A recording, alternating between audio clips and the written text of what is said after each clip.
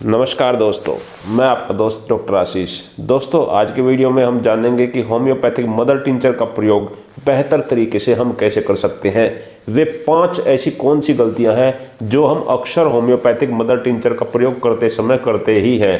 दोस्तों, मैंने बहुत सारे लोगों को देखा है जो मदर टिंचर का उपयोग करते समय बेहद गलतियां करते हैं। ऐसी ही 5 गलतियां आज के वीडियो में मैं आपको बताने वाला हूं। दोस्तों, होम्योपैथी का जो मदर टिंचर है, ये होम्योपैथी की सबसे पावरफुल दवाई होती है क्योंकि इसके अंदर दवाई की मात्रा सबसे ज़्यादा होती है। अगर हम किसी पौधे से होम्योपैथिक दवाई बना रहे हैं तो उस पौधे के पत्तों के रस को अल्कोहल में डाल के रखा जाता है। कुछ दिनों तक ऐसे ही रखने के बाद में उसको छान लिया जाता है और इस प्रकार हमें होम्योपैथी का मदर टिंचर प्राप्त होता है। दोस्तों, होम्योपैथिक मदर टिंचर के रिजल्ट बहुत जल्दी हमें देखने को मिलते हैं।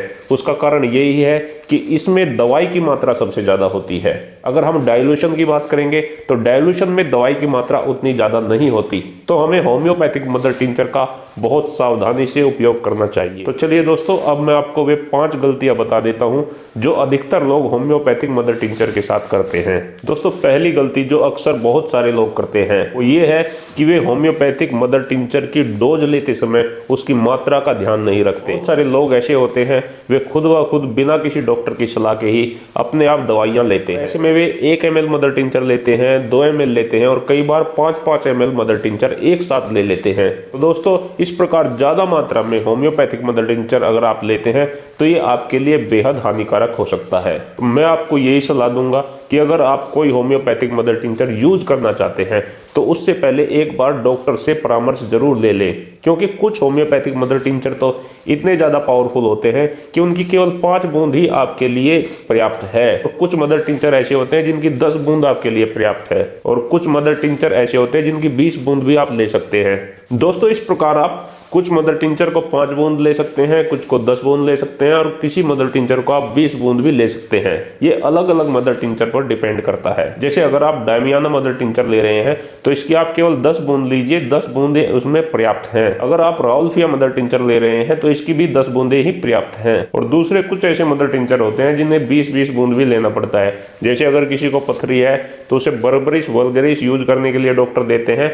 बर्बरिस वल्गरिस की ज्यादा मात्रा लेनी चाहिए, यानी इसको 20 बूंद लेना चाहिए। अगर आपकी पथरी बड़ी है, आपके गुर्दे में स्टोन है, वो काफी बड़ी है, तो आप इसे 20 बूंद तक ले सकते हैं। उससे ज्यादा आप बर्बरिस वल्गरिस को भी मत लीजिए। तो दूसरी गलती जो अक्सर लोग करते हैं वो ये है कि होम्योपैथिक मदर टिंचर लेते समय उसमें कितना पानी मिलाना है ये उन्हें नहीं पता, इसलिए वे गलत पानी की मात्रा उसमें मिलाते हैं जिससे दवाई अपना पूरा काम नहीं कर पाती। तो इसलिए मैं आपको सुझाव देना चाहता हूं कि अगर आप कोई भी होम्योपैथिक मदर टिंचर ले रहे हैं तो उसमें आप आधा कप से लेकर 1 कप तक पानी इस्तेमाल कर सकते हैं। अगर आप इससे ज़्यादा पानी इस्तेमाल करते हैं तो वो दवाई बहुत ज़्यादा डाइल्यूट हो जाएगी और अपना पूरा काम नहीं करेगी। तो इसलिए दोस्तों, मदर टिंचर का इस्तेमाल करते समय हमेशा एक तो गुनगुने पानी का इस्तेमाल करें, ठंडे पानी की जगह गुनगुने पानी का इस्तेमाल करें और आधा कप पानी ले ले तो ज़्यादा बेहतर है और मैक्सिमम आप 1 कप तक पानी ले सकते हैं। दोस्तों, तीसरी गलती जो अक्सर लोग करते हैं वो ये है कि वे मदर टिंचर को बहुत लंबे समय तक इस्तेमाल करते रहते हैं। बहुत सारे लोग ऐसे होते हैं जो डॉक्टर की सलाह नहीं लेते, खुद ब खुद मदर टिंचर का इस्तेमाल शुरू कर देते हैं, लेकिन उन्हें ये नहीं पता होता कि मदर टिंचर को लगातार कितने दिन तक लिया जा सकता है। दोस्तों, अगर आप कोई मदर टिंचर इस्तेमाल कर रहे हैं और उसे लगातार इस्तेमाल कर रहे हैं तो कुछ मदर टिंचर ऐसे होते हैं जिन्हें हम लंबे समय तक लगातार इस्तेमाल भी कर सकते हैं, लेकिन कुछ मदर टिंचर ऐसे होते हैं जिन्हें आप 1 महीने तक इस्तेमाल कर सकते हैं। कुछ मदर टिंचर ऐसे होते हैं जिन्हें आप केवल 2 महीने तक इस्तेमाल कर सकते हैं। तो कोई भी मदर टिंचर इस्तेमाल करने से पहले डॉक्टर से जरूर सलाह ले लें कि मैं इस मदर टिंचर को लगातार कितने दिन तक इस्तेमाल कर सकता हूं। दोस्तों, हम अक्सर मदर टिंचर को केवल 2 महीने तक ही इस्तेमाल करने के लिए अपने पेशेंट को देते हैं। उसके बाद में हम उसकी डाइल्यूशन फॉर्म पेशेंट को देते हैं, यानी कि उसकी 6 पोटेंसी देते हैं या उसकी 30 पोटेंसी देते हैं। तो इससे पेशेंट की जो बीमारी है वो जड़ से खत्म हो जाती है। तो इसलिए दोस्तों, मदर टिंचर का इस्तेमाल ज़्यादा समय तक नहीं करना चाहिए। कुछ ही मदर टिंचर ऐसे हैं जिनको आप लंबे समय तक भी इस्तेमाल कर सकते हो। दोस्तों, मदर टिंचर का इस्तेमाल करते समय चौथी गलती जो आदमी करते हैं वो ये करते हैं कि उसको स्टोर करने की जगह उनकी ठीक नहीं रहती।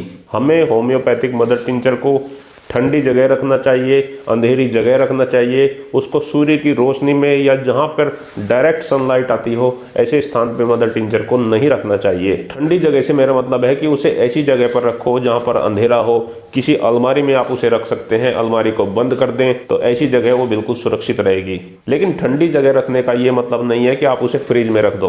फ्रिज में भी मदर टिंचर को नहीं रखना चाहिए। दूसरा, हमें होम्योपैथिक मदर टिंचर को हमेशा कांच की बोतल में ही रखना चाहिए। कांच की बोतल में अगर हम होम्योपैथिक मदर टिंचर को रखेंगे तो ये लंबे समय तक चलती रहेगी और खराब नहीं होगी। अगर आप डॉक्टर के पास से इलाज करा रहे हैं तो डॉक्टर आपको प्लास्टिक की बोतल में होम्योपैथिक मदर टिंचर डाल के देते हैं। तो ये बोतल आपको डॉक्टर ने जितने टाइम के लिए दी है उतने टाइम में आपको इन्हें खत्म कर देना चाहिए। अगर आपको ये दवाइयाँ 1 महीने की दी हैं तो 1 महीने के अंदर अंदर आप इन्हें ख़त्म कर दें। अगर 2 महीने की दवाई दी है तो 2 महीने के अंदर अंदर आप इन्हें ख़त्म कर दें। दोस्तों, लंबे समय तक प्लास्टिक की बोतल में अगर होम्योपैथिक दवाइयाँ होती हैं तो उनका असर कम हो जाता है। इसलिए अगर आप दवाइयों को स्टोर करना चाहते हैं तो हमेशा कांच की बोतल में ही स्टोर करें। अगर आपने प्लास्टिक की बोतल में स्टोर किया है और आप उस दवाई को 6 महीने बाद यूज करना चाहते हो तो उसकी गुणवत्ता में काफ़ी कमी आ जाएगी। और दोस्तों, होम्योपैथिक मदर टिंचर अगर आप इस्तेमाल करते हैं तो 5वीं सावधानी जो आपको बरतनी चाहिए वो ये है कि होम्योपैथिक मदर टिंचर का इस्तेमाल करने से पहले आप उसे अच्छी तरीके से हिला लें, क्योंकि होम्योपैथिक मदर टिंचर में दवाइयों के जो तत्व होते हैं वो इसके नीचे तली में बैठ जाते हैं। तो प्रयोग करने से पहले आप बोतल को अच्छे से हिला लें।